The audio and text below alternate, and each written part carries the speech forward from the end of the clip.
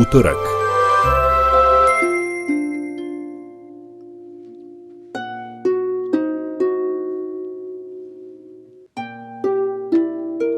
Ja, Milica, od Svete Loze Nemanjića, kći vojvode Topličkog Vratka, supruga kneza Lazara Hrebeljanovića, prva igumanija Ljubostinje, voljom Božijom svetiteljka, prizvana sam da svedočim o ljubavi.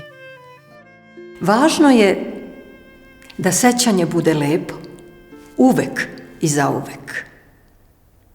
Da možemo jedni drugima da kažemo: ti si moja besmrtnost.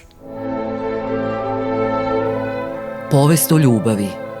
Voliš li me? Na Badnji dan, 13:50, prvi program RTV-a.